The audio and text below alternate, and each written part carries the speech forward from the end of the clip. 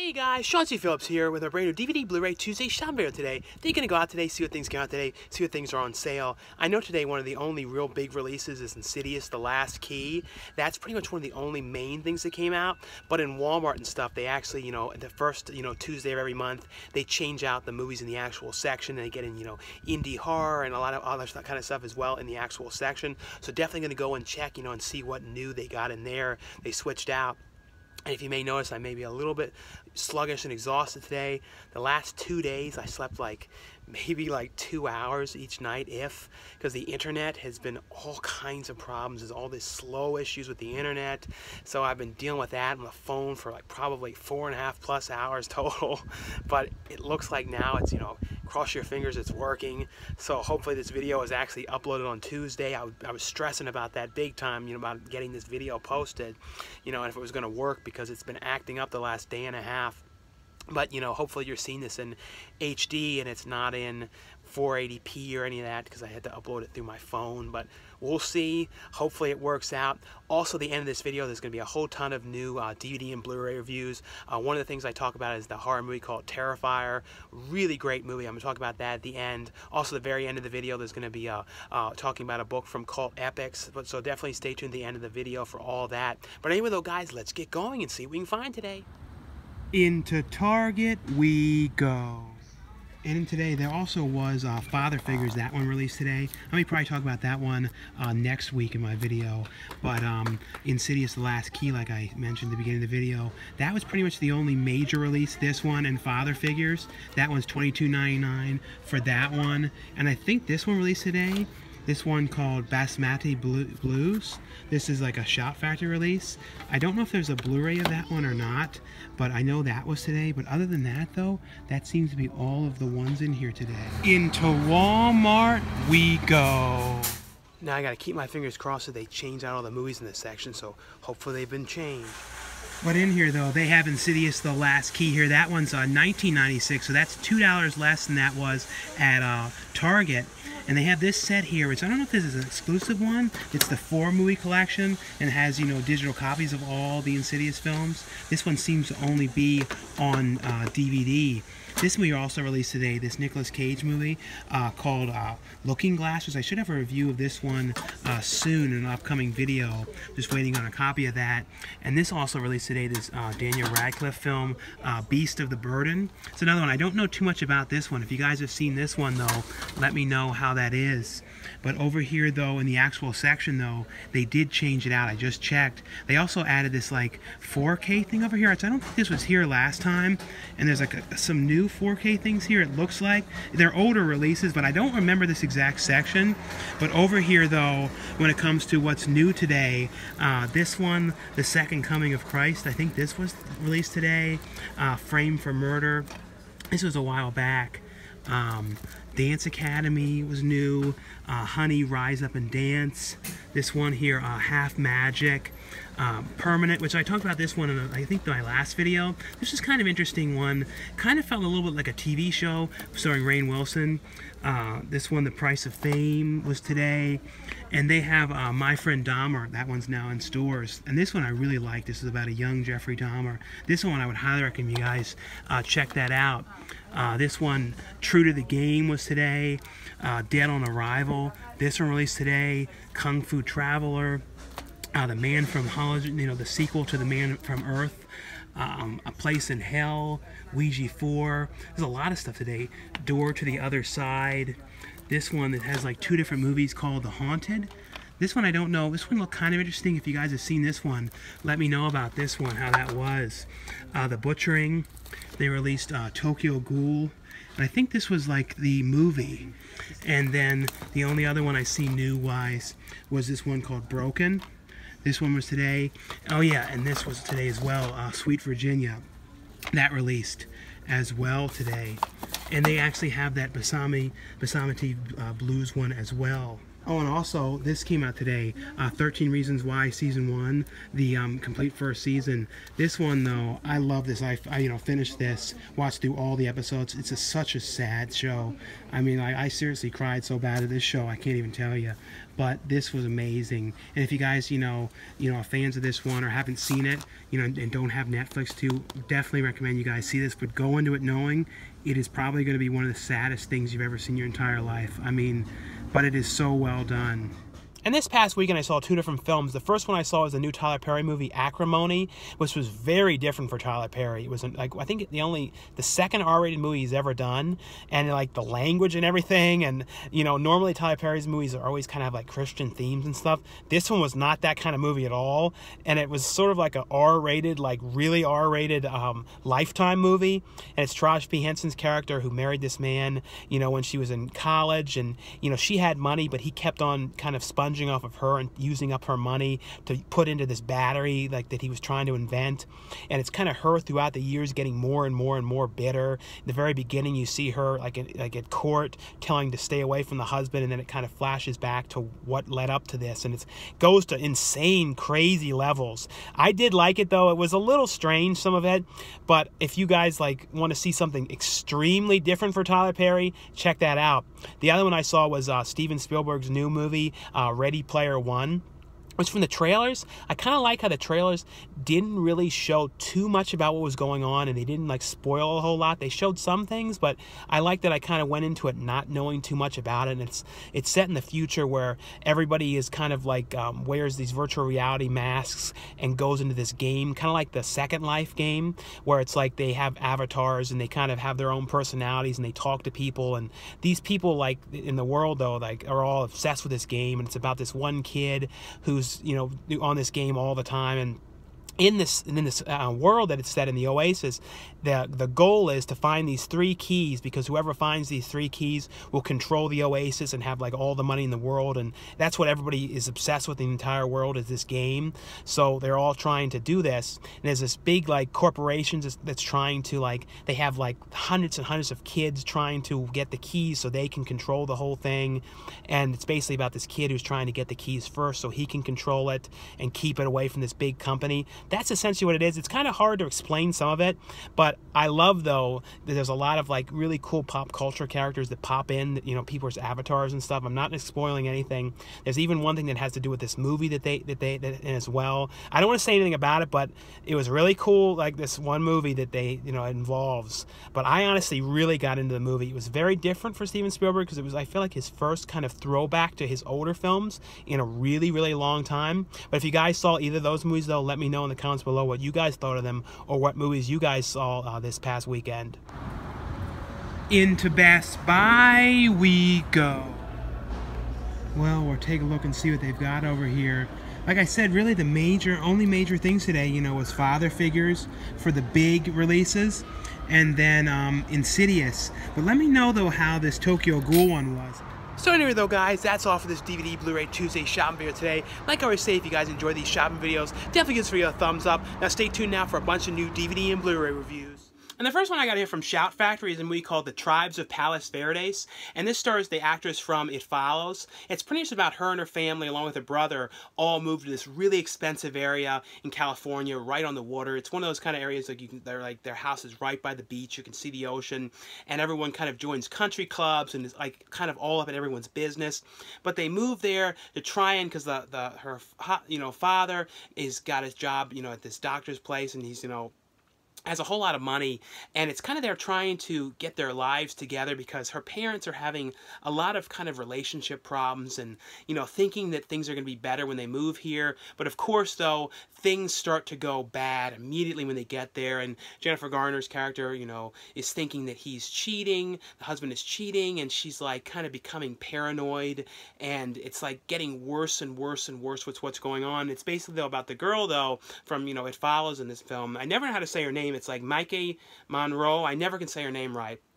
But it's basically, though, she kind of gets into kind of the community of surfing, because like I said, she's like right in an area where everyone's surfing, and it's sort of her trying to do this while her family is, you know, sort of falling apart, and everything that can kind of go wrong is going wrong. And a lot of it's going on with Jennifer Garner's character, though, because she is getting really, really bad because of what's happening. It's kind of just continuously falling apart, and it's kind of her sort of turning to surfing to try and kind of have like something positive going on in her life. And that's essentially what it is. But it's a really, you know, it's a character piece drama film, which is actually pretty well done. It has on here, though, deleted scenes and a theatrical trailer on this.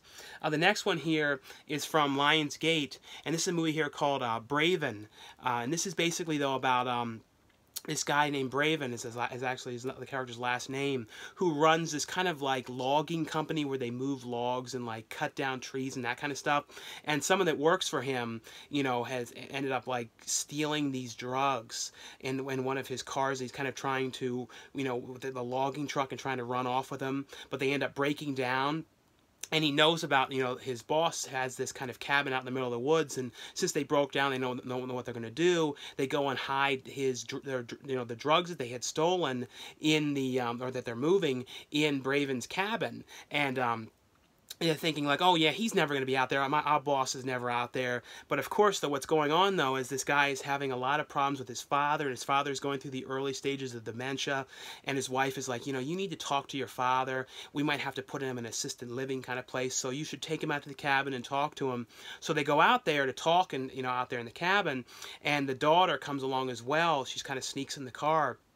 Essentially, though, it's about these, the drug guy that was stealing the drugs and, like, hiding them out in the cabin, and then, like, the crew that's trying to get the drugs as well, all the other drug dealers and, like, traffickers and everything, they're all kind of coming to get back these drugs. There's this huge amount of drugs. It was, like, I think, like, million plus is a gigantic bag of all this stuff.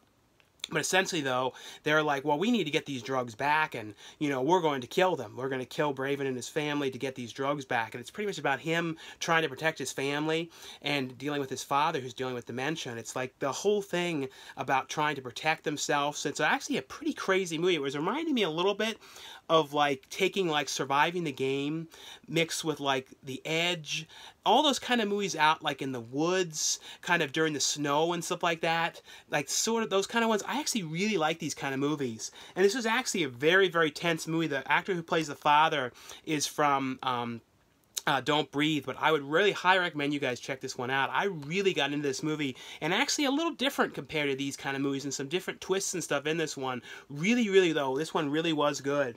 The next ones here are from Lionsgate as well, and this is the 4K Ultra HD edition here of Push, and this was a early Chris Evans movie, starring Chris Evans, Dakota Fanning, Camilla, Belle, and it's this one, I remember seeing this one when this first came out. I was watching this one again. I only saw this once when it first came out. And it's basically, though, about people who have these kind of powers to do, like, telepathic powers and powers to kind of move things with their mind and kind of can, like, see the future and all these kind of things. And it's about this one girl who ends up kind of being, she's, like, kind of captive by them and kind of being forced to work for this group of these people to use her powers. And she ends up escaping. And it's pretty much about Chris Evans' character, who was, when he was a kid, he ended up escaping from this group. Dakota Fanning, whose character has the ability to see things in the future and kind of see things that are going to happen. She kind of tracks down Chris Evans' character, and it's kind of them trying to of course, though, right when this happens, that group has finally discovered Chris Evans, because they've been looking for him since he was a kid, since he escaped. So they're kind of coming after him, trying to get Dakota Fanning's character. But they're trying to track down this one girl who escaped at the same vicinity. So it's this whole big thing about trying to, like, take down this whole group and everything. It's actually a pretty fun movie, and it's there's some really cool effects in here too, when they're, like, moving things and making, like, glass explode with their minds and stuff. This is actually a pretty cool movie. 4K wise, so this one definitely looks great on 4K. Like I always say with 4K, the big thing is always the boost to color levels, like it boosts the the color and brightness to the thing, as well as the contrast levels. But this is one, though, if you guys have never seen this one or have the film and want to upgrade to 4K, definitely is worth upgrading. And the 4K one has the features as well. Has on here deleted scenes with commentary track. It has breaking down 9 types of psychics. That one is a 4K only exclusive. So I think that's actually a new feature feature, the science behind the fiction featurette, auto commentary, so a whole bunch of different features on this release. This one here, I remember seeing this one when this first came out. This is a pretty good Nicolas Cage movie, and this is the 4K edition as well. This is called Knowing. This is from the director who, I believe he did Dark City. He's done a bunch of different movies. This movie is called Knowing, and this is the 4K edition as well. And this is basically about years back, I think it was like, can't remember how many years back in the future, there was a time capsule that was buried at this school, and this one girl had wrote down all these things on this, like these numbers and stuff. One of the people that wrote down all these numbers on the time capsule thing that was buried, and the time capsule has been, you know, dug up, and this is after years later, and you know, the one kid ends up stealing the paper. Nicolas Cage's son steals the paper, takes it back to his father, and his father's like looking at it going, this is really weird, these numbers, and he's starting to kind of decipher what these things mean, and finding that these numbers that look like kind of random numbers are actually like meaning things that had happened in the past, like terrible natural disasters and terrible things that had happened, and he's like matching these up, that this person had predicted all of these things, but there's other numbers on here that have not happened yet. So it's pretty much about Nicolas Cage trying to figure out exactly what these numbers that are coming up mean, because it looks like it's going to be some really bad things that are happening that have yet to happen, and because all the other numbers have matched up, so he's become kind of obsessed with trying to figure out, you know, what this is, and it's like, you know, these, because it's not looking good. It's actually a pretty cool movie. I remember when I first saw the trailer for this movie, I wasn't sure what to think, but then when I saw this, it was a really cool, interesting concept, and one of the better Nicolas Cage movies. This has on here, though, it has audio commentary on here with the director, featurette on the film, Visions of the Apocalypse, 5 Things Worth Knowing About Knowing, and that's a 4K only exclusive. But 4K wise though, this one looks great, but both of these ones are definitely worth upgrading to on 4K, especially Knowing though. That was a really cool movie, but Push was cool as well though, but Knowing though, I always really liked this movie. Like I said, that's another one I had not watched in a long time. Now the next one here, this is one I was really interested in seeing. This is the clown character from the anthology series that came out, you know, the anthology film that came out maybe a couple years back called All Hallows Eve, and that was the coolest segment in the movie, was the clown segment. It's the Art the Clown that was in the film, but this is the movie called Terrifier, and this is from Epic Pictures, has a new line called Dread Central Presents, and this is something you can order exclusively from their website. So I put a link below for you guys can order this one so you guys know exactly where to get this one. And they have a whole bunch of releases planned coming up on this line. But this is actually, it was a seriously cool movie, and it has a quote on here that says, "Makes Pennywise look like Krusty." And to be honest, this clown is absolutely terrifying. I'm not normally creeped out by clowns, but the clown in this movie really is creepy. The clown was creepy in the short, but the clown is even creepier, stranger, and weirder in this movie, and extremely strange and creepy. And it really, I mean, it really is creepy though, honestly. But this is essentially though about these 2 girls who end up, you know, drunk from partying that night, and they end up stopping in this pizza place to kind of sober up. But right before they go in, they see this weird clown kind of poking around, like looking at them really weird. They go down to the pizza place to eat. Then the clown comes inside there dragging this trash bag along, and he starts like sitting there staring at the one girl really weird, giving her strange looks.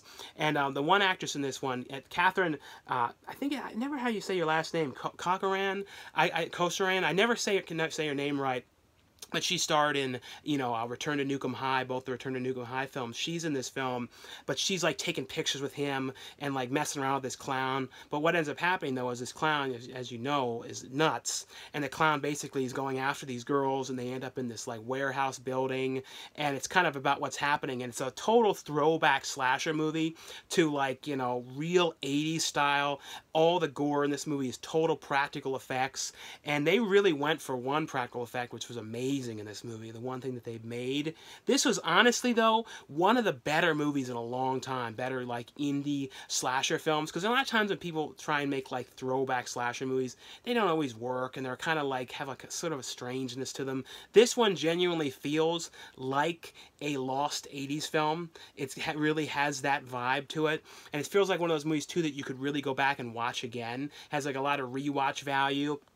I definitely am interested in seeing if they do more of these films. I really feel like this could be a series that goes on because this is a very cool character. Has on here, though, a commentary track on here, behind-the-scenes featurette, deleted scenes. It has a time-lapse makeup on the Art the Clown's clown character. But, you know, like I said, I'll put the link below where you guys can order this one, but really, really great throwback slasher film. And the next one I got here from Sony is the newest Insidious film, and this one is Insidious: The Last Key. This one is a prequel to all the Insidious films, and this deals with Lin Shaye's character, who is in all the films, you know, the other Insidious films, is the psychic. And this deals with her when she was younger. It flashes to her when she was younger, showing, you know, how kind of she got the gift and the ability of what that she had. And it's kind of when she was haunted in her own house by something that kind of, you know, had this stuff happen to her family. And all this, everything got really messed up in her life because of this sort of certain entity that was in the house. And this is her years later on a big case, and she gets kind of called in. And the case is actually in her old house. So she has to kind of go back to her old house and deal with what she didn't deal with years before, of what this thing was in this house that was haunting her and her family. And it's kind of her going back to this house reluctantly. And you see, too, how the guys that are with her in the other films, you know, her team members that are going on the ghost expeditions, you sort of see how she first started working with them. I don't know, this is actually a really pretty good prequel, and actually is really pretty creepy. I actually love all the Insidious movies. I think the first Insidious movie, though, was the creepiest of all of them, but this one really did was probably, out of all the sequels, this was probably the best sequel, you know, even though this was a prequel, though. But I like the concept of this. I'm, you know, always a huge fan of Lin Shaye, and this is really her film. She's in this entire movie, and like I said, this is a prequel to, you know, how she kind of started everything, and how, like, one of the worst cases she ever worked on. But if you guys are fans of the Insidious movies, though, would highly recommend you guys check this out. This one has on here lots of different features. It has an alternate ending. It has 8 deleted scenes, some featurettes on here, featurette on here with Lin Shaye, but a whole bunch of different stuff on this one. The next one here is from Sony as well. And this is the film that had, you know, all the talk around it because it was reshot like less than a month before it released. They had to reshoot all the scenes because Kevin Spacey was in the film, because of all the bad stuff that he was doing. He got taken out and then replaced with Christopher Plummer. And they have a feature on here, too, talking about how they shot it in like 8 days and the whole thing about getting it done and finished in this short time span that they had. And, you know, Christopher Plummer, too, was nominated for a Best Actor award as well for what he did in the film. But the movie here is, you know, Ridley Scott's film, All the Money in the World. And this is basically, though, about Christopher Plummer's character's, you know, nephew, who ends up getting kidnapped when I think he was in, he was in another country. I don't remember which country he was in, but he ends up getting kidnapped, and gets held for ransom. And, you know, Michelle Williams, who plays his mother, and, Christopher Plummer is her father-in-law. You know, he's got all this money. He's one of the richest men in the entire world. And, you know, he doesn't want to pay, because she goes to him saying what happened, and he's like, I'm not going to pay. And it's like, she's like trying to convince him to pay, and it kind of cuts to him when he's, you know, this kid who has been kidnapped, being held for ransom, and it's kind of like him trying to kind of, you know, keep everyone, the kidnappers, kind of from doing anything bad to him, because, you know, he's just sort of trying to play along with what's going on with them. But they're getting angrier and angrier because he's not paying, and it's dealing with Michelle Williams trying to talk him into it. And then it's, you know, Mark Wahlberg's character is sort of trying to track down the kidnappers. It's actually a pretty interesting movie. It's a different kind of thing, I felt like, than from what I've seen in Ridley Scott recently. But it's an interesting story, and it is, too, based on all of a true story. And I think this story, too, is sort of what inspired a little bit of that movie with Norm Macdonald, Screwed. I think, maybe. I think this story, like, kind of what inspired that. I'm pretty sure. The next ones here are all from Gravitas Ventures. This was one I was interested in seeing because I'm always a huge fan of Thora Birch and Chris Klein. You know, Thora Birch from Ghost World and American Beauty, and Chris Klein, you know, who was in the American Pie films. This movie here called The Competition, and this is Chris Klein's character ends up getting, his boss is like, can you, like, date my sister, because she, like, writes this vlog about, like, how she only dates men for, like, I think it's, like, a couple months. And I don't know how many months it was, but only a couple months, and then afterwards you leave them because these men are going to cheat on them, and it never works out. And she's right at the point, too, where she's about to get a book deal, but the boss is like, you know, this is going to mess the family up, and it's not going to be good for my sister if she does this book. Can you, like, try and you know, find a way to date her and talk her out of doing this. So it's about him like forcibly doing this, you know, to going on this date with her. And but then they kind of start to like each other, and they come up with this idea too, because he says, "Oh, I knew that you were writing this blog, you know, this blog about this, and you're really popular, have millions of, you know, followers to your blog." And he's like, "Well, I bet you that you know, we can find these different men and, you know, see if they actually will cheat in this amount of time." And it's kind of them trying to have actual competition to see if this happens, and if her theory about men cheating after a certain amount of time was true. And if, you know, if it is, and, you know, and he finds out that she was right, then she can write the book. If he was right, then she won't write the book. That's essentially what it is.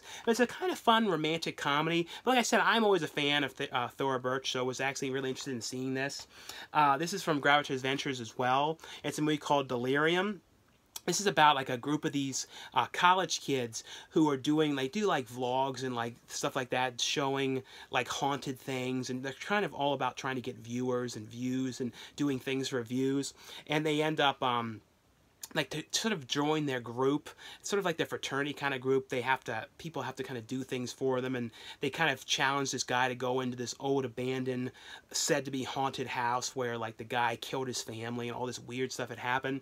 So they kind of go in there to, you know, to film it, but it's sort of, it's like done sort of found footage mixed with regular, you know, it cuts back from regular film to found footage, but it's pretty much them going in there to do this and, you know, breaking into this house and everything. And it's sort of like, you know, of course, when they go in there, they start seeing weird things and, like, you know, weird characters in this house, and weird things start to happen to them. But it's a pretty creepy, you know, haunted house, kind of investigating a weird house, trying to make this, because they're trying to make a video that will go viral. So they're actually hoping that they come across something, like, scary in this house, so they can kind of get, you know, views and stuff as well. This one here, this was actually kind of crazy, this one. This is from Garret's Ventures as well. It's called Attack of the Southern Fried Zombies. And this is about, like, this chemical company which sprays these chemicals to get rid of these kind of weird weeds that grow in like an area in the south, like these kind of vines and stuff that grow, I guess like moss kind of stuff, and they're spraying this all around in the area, but it's actually like messing, you know, there's something wrong with it, and it ends up like bringing back and like affecting people and kind of killing them and turning them into zombies. So it's about a group of these friends who are at this kind of carnival in the town. And of course, though, these zombies are all starting to kind of come into the town, you know, and then come after them. And if anyone gets bit, then they spread the thing around, and then they turn into zombies and, you know, attack everybody. So it's all these crazy people, you know, in this. And they actually did a pretty good job, too, of like filling this carnival with a whole lot of different characters. And they're all getting like attacked by zombies. And there's kind of really crazy, over the top kind of deaths and stuff in this one. This was actually honestly pretty fun, like crazy, you know, sort of silly makeup on some of the characters as well from the zombies. I got into this one. This was actually just a pretty fun, you know, throwback kind of like crazy zombie movie with a different kind of setting as well. And I like too that they had like in this kind of carnival setting to this. And the next one here from HBO, and this one, when the first season came out, it had a Blu-ray release and a DVD release, but this one, season 2, is only available in a complete series set on DVD. But I'm pretty sure that the price is pretty much the exact same price as it would be for like a standalone single season DVD. But this is Vice Principals, the complete series. But this was a show that was actually, you know, filmed back to back. Both the seasons were filmed together, and because they really only wanted this to be one, you know, one series, you know, 2 seasons, that was it. They didn't want to have any chance of more of this series. But it's essentially, though, if you guys have never seen this, it's essentially about these 2 guys who are both vice principal, and the principal ends up leaving at the school, and they think like, well, one of us is going to become the principal. And of course, this woman comes in and gets the principal job, and they're really angry about this. So originally they were kind of fighting each other to try and become the vice principal or become the principal of the school. But now this woman comes in, and they're trying to like make her life miserable and figure out who one of them was going to become the principal of the school. And they're kind of working together to cause all kind of havoc and problems in the school. And this stars Danny McBride and Walton Goggins. Both of them are amazing in this show. This is a really, really like mean-spirited show, but it is hilarious. Season 2, though, I can't say anything about season 2 because it will ruin things about season 1, but it's just more of really bad stuff going on at this school. And both these guys too, even though they're working together, you don't really know if they really both don't know if they can trust each other because they're really up to no good all the time.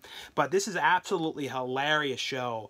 And if you guys are a fan of, like, you know, mean-spirited kind of like comedies and stuff, this is definitely that. This has on here though deleted scenes, blooper reel, commentaries on here with cast and crew. It also has a digital copy of, you know, both seasons on this. The next one here is from Film Chest, and this is a movie here called 420 Massacre. This is one I was really interested in seeing. This stars Jamie Bernadette, and this is basically, though, a like a stoner slasher film, and it's about a group of these girls who are going out, camping out in the middle of the woods. But like right in the beginning of this movie, you see like these two guys who are out there, and they find like this marijuana field out in the middle of the woods, and they're out there to steal it. But the one guy, right when he goes to steal it, this guy, he's like wearing this weird kind of camouflage type outfit, you know, kills him. And of course, you know that there's a killer out there. So these girls are out there, you know, and then they end up running into the one guy who stole all these drugs out there, and he gave the bag to them and says, "It's your problem now." So then this guy who's the killer is now after these girls out there in the middle of the woods. And also there's like a forest ranger character who says, "Yeah, you gotta be careful out there. You know, there's people out there growing things in the woods, and they'll kill you if you mess with their stuff."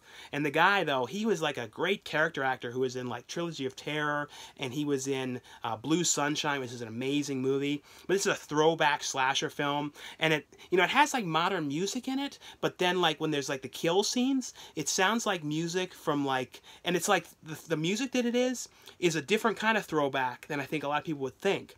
It's like throwback music from like 1978 to 1983. So if you guys know horror movies around that time, maybe even 82, you know, that certain type of like more of a score kind of sound. And the movie was too reminding me a little bit of that movie Don't Go Into the Woods. It really had that vibe for some reason. I don't know how to explain it, but it was really reminding me of that, Don't Go Into the Woods. But I really got into this movie. This was actually very fun. It has on here, though, cast interviews and audio commentary on this one. This one here is from Dark Sky Films, and this is from the director who directed We Are Still Here, which is a really cool horror movie. It's a movie called Mohawk, and this is about like a... This is set in 1812. This is the whole time with the Native Americans, like the stuff going on with the, you know, the war with Native Americans and Americans and the British troops and all of that, like all that terrible stuff that was going on. But this is about a tribe of Native Americans and this one American who's like seeing the one Native American girl, and it's pretty much like them on the run because like something the one's brother did. I actually think it was her boyfriend as well. They're both kind of seeing each other, but he ends up doing something to these Americans.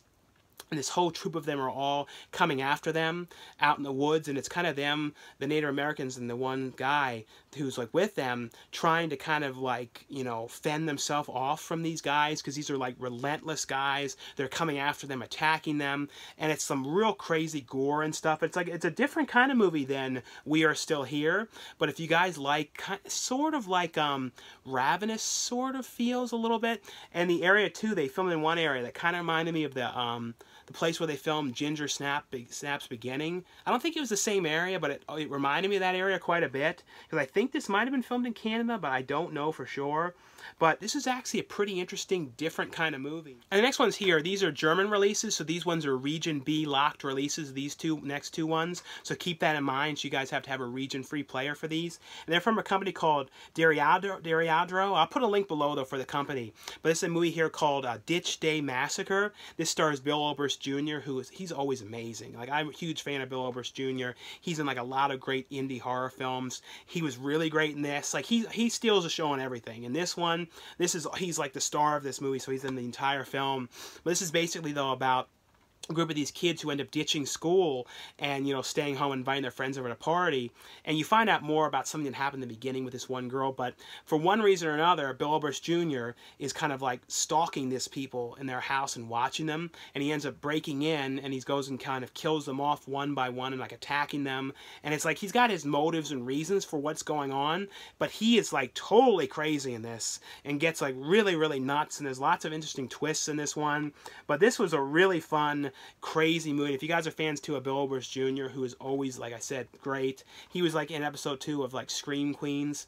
season 2. You know, they only did 2 seasons of that, but I was so excited when I saw him in that. And I think, I don't want to say for sure, but I saw on IMDb that it looks like he's going to be in this one movie, which I'm so excited that, you know, if you guys are a fan of Rob Zombie, that's all I'm going to say, because I don't know if it's right or not that he's in it, but I saw he was listed in the cast.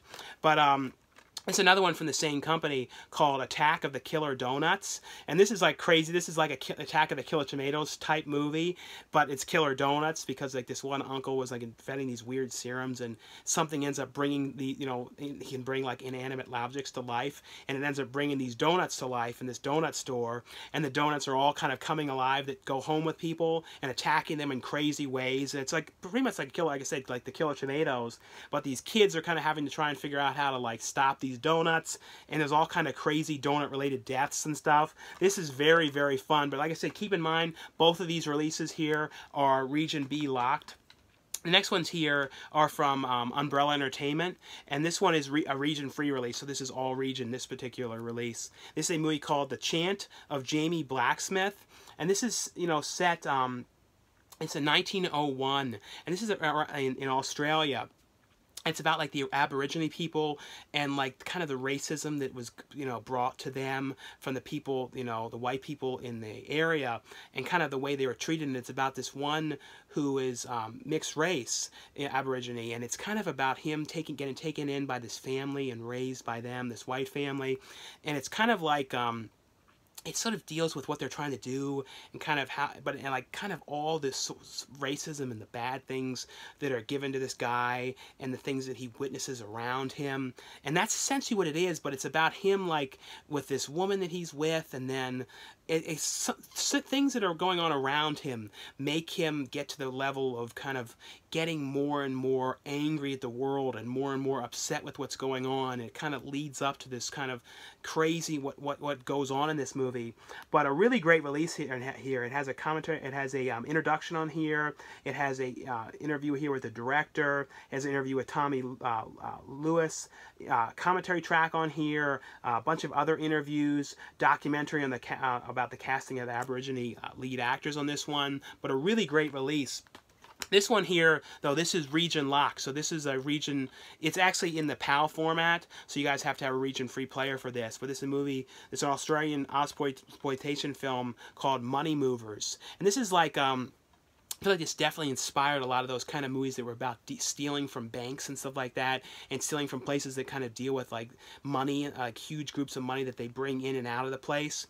It's about you know, like the money trucks and everything. It's about a group of these people who are planning to rob this, but then people who are working at the actual place they're planning on robbing it as well. But then like it's kind of like their rivalry between them, because this place is they find out that they're gonna steal from it, but then they were gonna try and steal from it from the inside. And it's kind of this whole big to-do, and it's a really brutal kind of, you know, heist film with all kind of crazy stuff going on here. This has on here, though, some featurettes on here. I'm making a featurette on here, as well as a theatrical trailer on this one. But if you guys like kind of like heist, kind of crazy robbery films, check that out.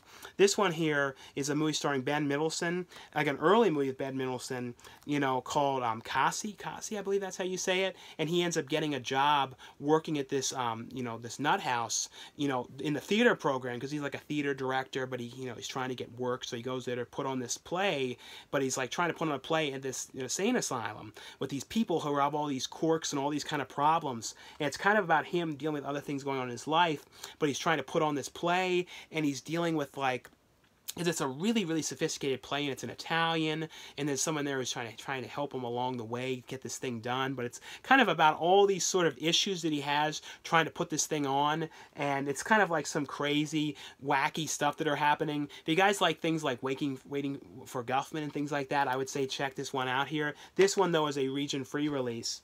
This one here, these were two releases from Troma. There's two different ones here, Grindsploitation Trilogy and Rednecks. Rednecks was like a group of these like rednecks who are like making music, and you know, they're trying to become successful, but then they have something that sort of happens that allows them to do it.